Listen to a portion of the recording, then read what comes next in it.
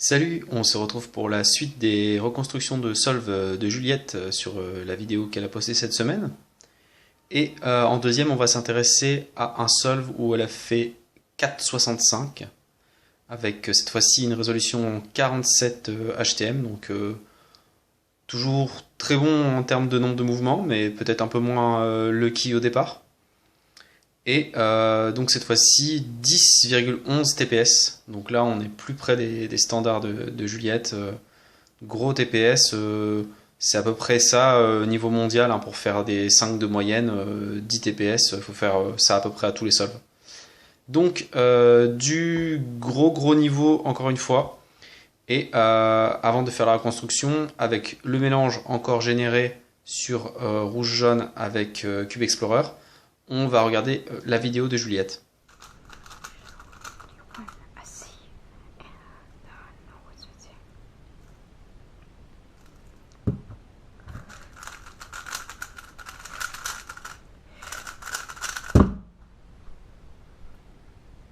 Voilà le mélange maintenant.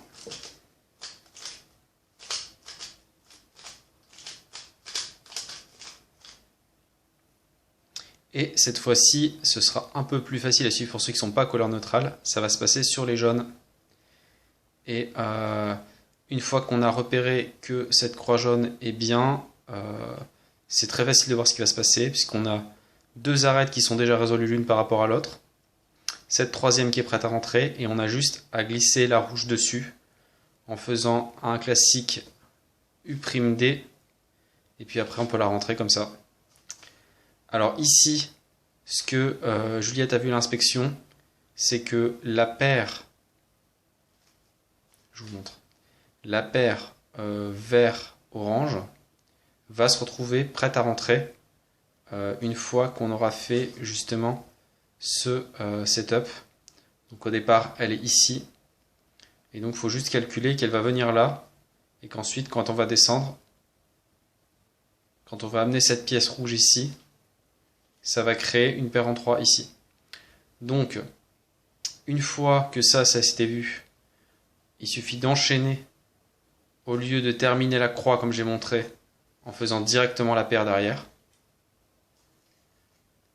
Et ici, c'est très facile. Alors, je ne sais pas si elle l'a vu à l'inspection ou seulement là, mais dans tous les cas, c'est assez facile, disons pendant la croix, de suivre le fait que là, il y a deux paires qui sont toutes les deux faciles à rentrer, parce qu'elles sont toutes les deux, je ne sais pas si vous voyez, mais en fait, toutes les paires qui restent sont orientées au sens de ZZ, c'est-à-dire qu'elles sont face à la couleur ou la couleur opposée avec juste des mouvements de RU. Et donc c'est facile, bon celle-là moins parce qu'il aurait fallu voir la pièce à l'avance, mais ces deux-là, elles sont très faciles à faire. On peut soit venir faire celle-là ici comme ça, soit venir faire celle-là de la même façon ici. Et donc c'est ce qu'elle va choisir de faire. Donc elle va faire U avant de finir la croix. Et puis elle va faire cette paire. Personnellement j'adore ce cas. Le cas où on le met à droite, on sépare la paire et on la rentre à gauche. Voilà, donc c'est ce qu'elle a fait. Et ici, on se retrouve dans un cas très agréable où en fait tout est orienté. Toutes les arêtes sont orientées. On va pouvoir terminer en RU. Et même, encore plus chanceux, tous les coins sont permutés correctement. Donc il est vraiment possible de finir complètement en RU. Donc là, elle va faire d'abord cette paire qu'elle a repérée en premier. Et après, elle va terminer par celle-là. Donc ici, on pourra la mettre derrière et faire le trick avec D pour faire la paire en laissant les arêtes orientées. On pourrait aussi regripper deux fois en faisant le cas classique, mais ce serait un peu nul. Mais ce qu'elle a préféré faire, c'est qu'elle a enchaîné en fait sur directement ce cas-là, comme dans le premier solve qu'on a vu, pour se retrouver sur une ZBLL facile.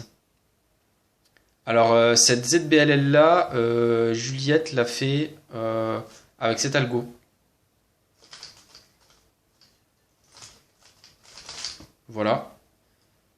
Il était aussi possible de ne pas faire la UF et d'utiliser l'autre algo à base de Sun et anti-Sun derrière. Voilà. Après, c'est aussi une question de préférence au niveau des algos, je pense. C'est pas très réaliste, comme j'ai dit dans les commentaires de la première vidéo, d'apprendre plein d'algos de ZBLL différentes pour chaque AUF, parce qu'il y a déjà énormément de ZB à apprendre. Donc voilà, je pense que c'est une histoire de préférence.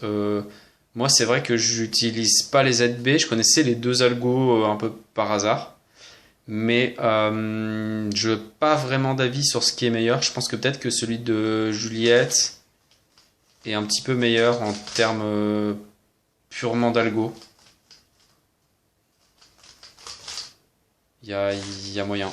Après, je sais pas trop s'il y a des gens qui passent ça plus vite. Je dirais que non, je dirais que celui de Juliette est un peu meilleur quand même. Mais je mentionne cet algo comme Nico avait fait la remarque pour la vidéo précédente de la possibilité de gagner sur l'AUF en connaissant une autre ZBLL. Maintenant, comme la dernière fois, je vais montrer des solves alternatifs. Et avant de le faire, je vais préciser comme la dernière fois que franchement, dans les solves que j'ai reconstruits et beaucoup de très très bons temps, c'est rare qu'il y ait aussi peu de choses à dire.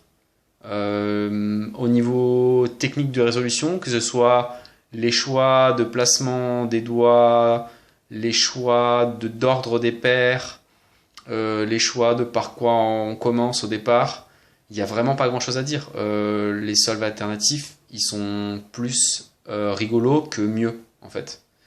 Donc voilà, maintenant que c'est dit, on va montrer ces petits solves alternatifs, sachant que, encore une fois, il y en avait beaucoup de possibles en changeant juste l'ordre des paires, parce qu'on a vu qu'au bout de pas longtemps, toutes les paires sont bien en fait. Et donc j'en ai choisi deux qui étaient plus sympas au niveau à la fin du solve. Le premier solve alternatif que j'ai choisi, on commence donc évidemment à nouveau avec cette croix jaune, avec le mouvement DU'. Et ensuite, j'ai vu qu'il n'existait vraiment rien de mieux que ce que Juliette a fait avec la paire insérée derrière. Donc j'ai fait simplement ce que moi j'aurais fait, puisque je ne l'avais pas vu au repérage, c'est finir la croix et obtenir cette paire lucky et en profiter. Donc le plus simple, c'est de l'insérer directement. On peut continuer directement avec cette paire-là qu'on voit assez facilement. Et toujours pareil, paire hyper facile à voir. Et à nouveau, une paire lucky qu'on obtient comme ça. On peut l'insérer sans regrip, enfin en faisant cette astuce du regrip avec petit D'. Et ici, on tombe sur ce cas d'OLL. Bon, là, je connais les OLL CP. Ce cas-là, c'est l'OLL normal. Donc, on l'a fait. Et ici, on a l'OLL USIM sous cet angle-là, qu'on peut faire carrément en allumant le dernier mouvement que je viens de faire avec un algo que j'aime bien, qui est celui-ci. Et c'est terminé. Et c'est assez propre, assez joli comme solve. C'est, on va dire, en termes d'élégance, équivalent à celui de Juliette, mais peut-être moins impressionnant et moins efficace, qui demande moins de technique, puisqu'il n'y a pas de ZBLL. Mais plus lucky. Donc on obtient un truc équivalent en étant plus chanceux. Et la deuxième possibilité que j'ai repérée, c'est tout simplement encore le même départ, avec cette paire lucky, mais cette fois-ci on va l'insérer en faisant U d'abord, et donc on va obtenir forcément un solve un peu différent. On va d'abord s'occuper de la paire qu'on a vue à gauche, puis on va faire cette paire à droite, et là ici, au lieu d'insérer et d'avoir cette paire où on a besoin de regripper, ce qu'on va faire, c'est qu'on va faire ce petit trick qui permet un multislot, un joli setup sur cette dernière paire, et en plus, bon, ça c'était pas prévu, mais on a orienté et résolu ce bloc. C'est cadeau, donc ça fait OLL skip. Donc là, on voit que ce solve-là, il est vraiment hyper élégant, un petit peu lucky, mais très technique aussi avec ce multislot. Beaucoup plus difficile par contre à faire en live, en compétition. Ça, c'est vraiment typiquement le genre de solve que je vais faire quand je vais prendre le temps de regarder en résolvant sans chrono. Donc voilà, mais après, si on s'habitue à connaître tous ces petits tricks, on peut les passer peut-être en solve. Une dernière chose, donc tout ce qui avait intérêt à être dit sur ce mélange a été dit, mais je sais qu'il y a de plus en plus de gens qui sont sub 3 AVG qui regardent la chaîne, et donc pour m'adapter à mon public, je vais ajouter une petite solution alternative un petit peu plus évoluée, un peu plus technique. Bien sûr, c'est le même début que Juliette, parce que Juliette étant presque sub 3, elle connaît quand même toutes les techniques de base. Mais après qu'on ait fait cette superbe paire très agréable, comme je l'ai dit, et qu'on a setup le cube dans un cas où on a tous les coins qui sont bien permutés et toutes les arêtes qui sont bien orientées, de façon bien sûr pas du tout lucky, mais parce qu'on l'a vu à l'inspection. On reconnaît ici que c'est le cas de Tougène 174B, et que bon, il y a plusieurs algos, dont certains qui commencent par R2, mais l'algo le plus agréable, c'est celui qui commence par le setup avec Sexy Move. On prépare cette paire, ensuite on résout celle-ci, et puis on insère celle qui est derrière. Voilà pour les utilisateurs un petit peu plus avancés. J'espère que cette vidéo vous aura plu, à vous aussi.